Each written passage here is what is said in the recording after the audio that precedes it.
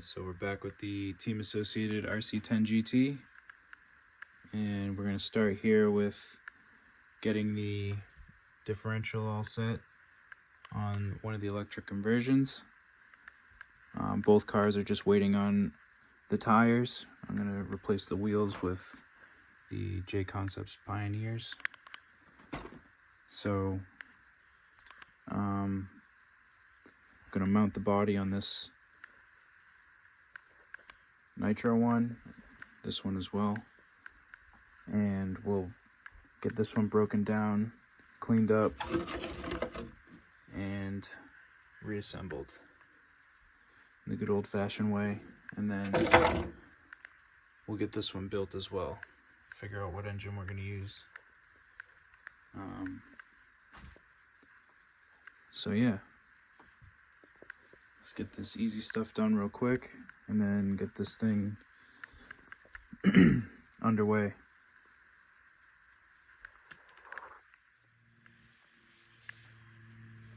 Alright, so we got the differential fastened. It says to screw the nut down tighter, but based off of how it feels, I think that's a good starting point. Those are the instructions to that part. Got the body mounted. Went ahead and put together the wheels. I needed to get some screws for the adapters, and I found those pivot balls, and the threads were the correct length, so I decided to use those as some lug nuts. Add some aesthetics to it. I'm not sure how the weight will play a factor, but I'm not worried about that. I think that looks kind of cool, a little different. Again, just waiting for the tires, but I just wanted to put these wheels on and see how they work. The rears come with two sets of adapters. There's two settings, if you will, and when the other tires come in, I'll break that out and show you the difference. Got this mounted. The screws for the new shocks are a little long, so that's why the body isn't going down all the way on the front.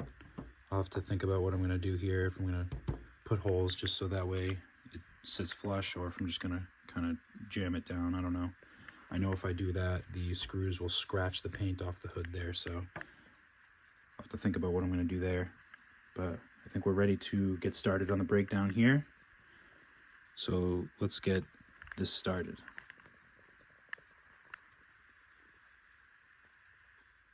Before I get started, I just wanted to highlight how dirty this is so we can see the results when it's done.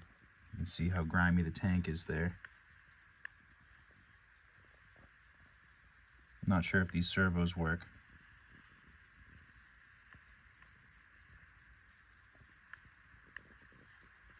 But yeah, it's clean, but it's dirty.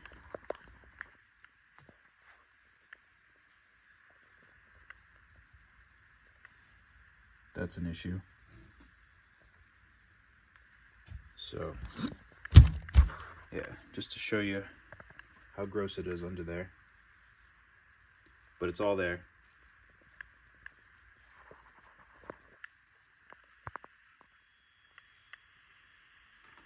Just another glimpse into how dirty it actually was.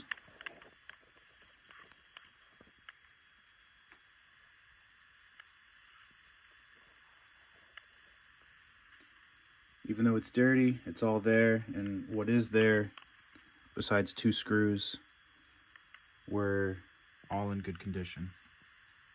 So I'm going to start off by breaking down the rest of the front and rear end, and then we'll get this stuff down and cleaned up and have it back up here and ready for reassembly.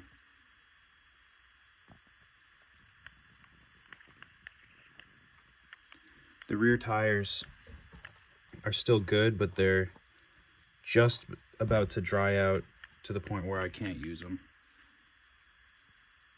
So we're going to discard those, but the rear wheels are still good even though they're dirty. The fronts seem to be okay as well.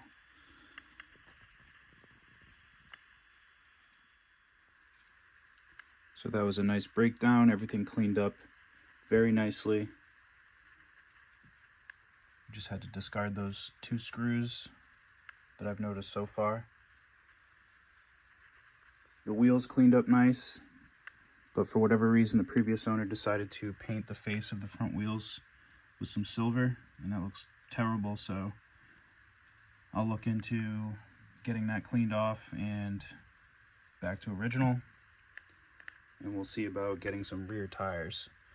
The part around the bead is what's starting to dry out, so it's just not going to be reliable, but the fronts are fine. So once the faces are cleaned up, we'll have a set of front wheels, and then we'll think about what we're going to do for rear tires. But here it is all broken down just before reassembly.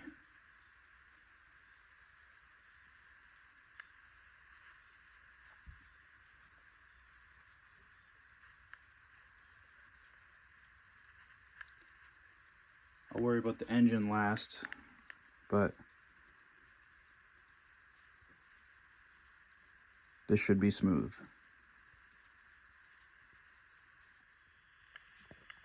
So that went together very smoothly. I only created a few issues by putting the wrong screws in certain spots, but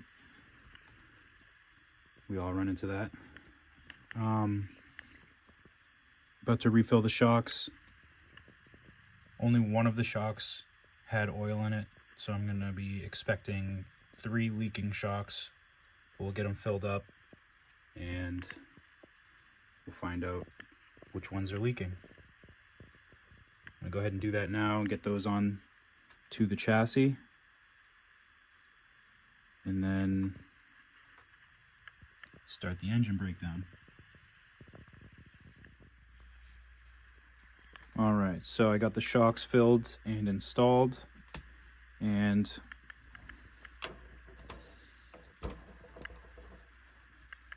we'll just have to wait and see which ones leak, if they leak. Threw the Wrestler wheels on here just for proof of concept. Looking forward to having this thing ready to go. So now we'll get to the engine. Alright, so I got the engine apart.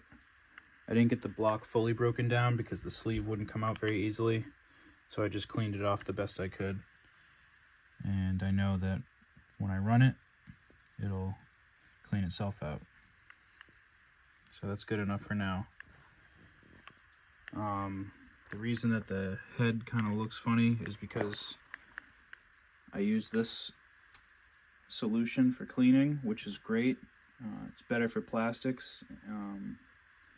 I let the parts soak a little bit too long.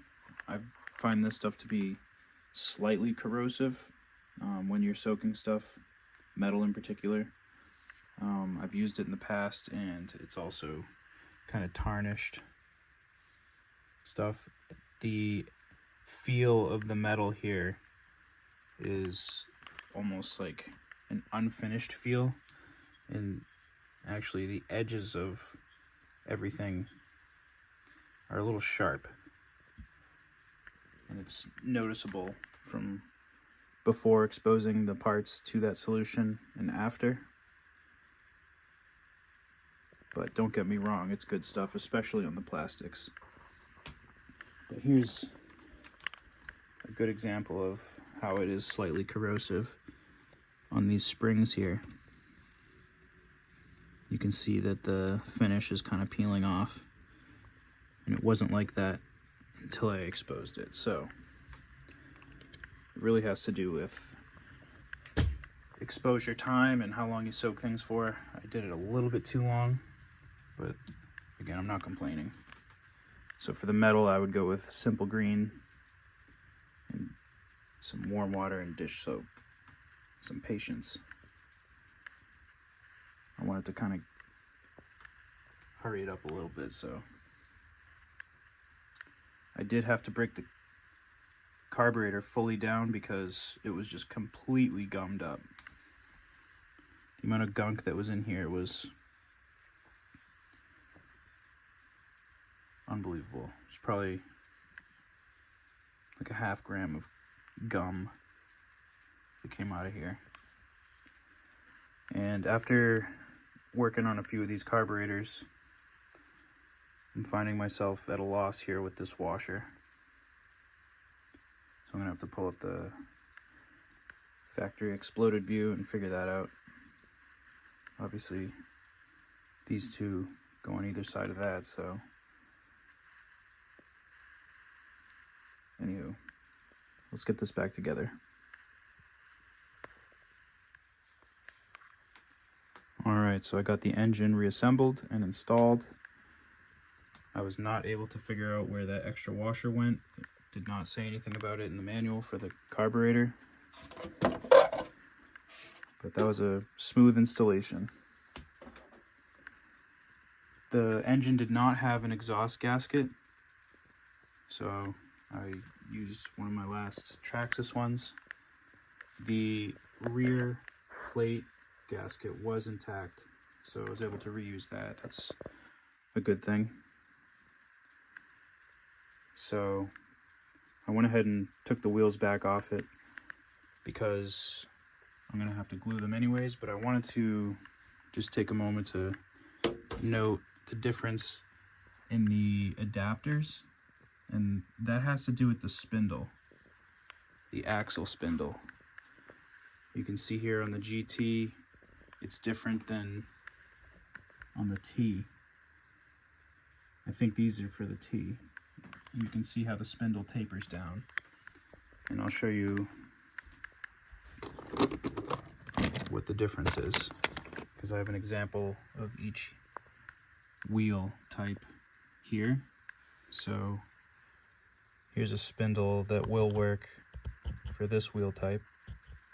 As you can see, the pin hole lines up with the adapter, and then with this spindle type it will not work on this wheel. As you can see, the taper goes through the wheel and doesn't allow for the pin to sit into the adapter. So that's what the difference is in these two adapters here. As you can see, the ones on the left are for a fatter pin, and the ones on the right are for a rear narrow pin, excuse me. So that's the difference here in the spindles and the adapters. So once I get the tires, we'll get all that stuff sorted.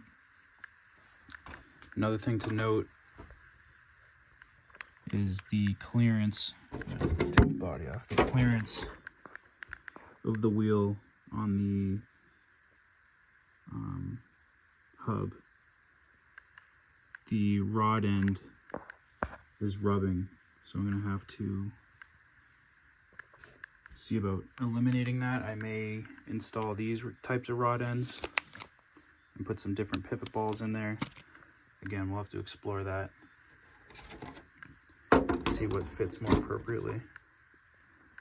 But yeah, I think this is a good point to stop. I've gotten most of the refurbishments behind us, so now it's just the fun stuff of completing it.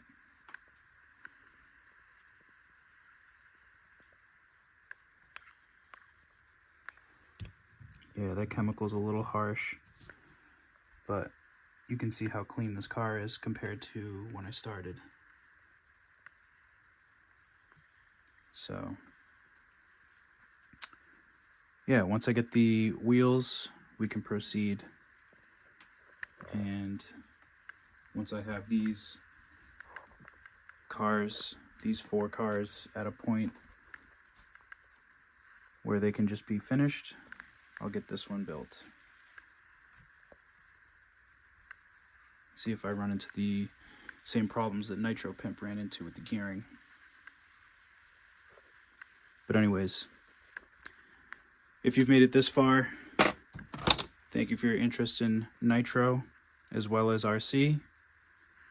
Thank you for tuning in, and don't go away because we've got plenty more where this stuff came from.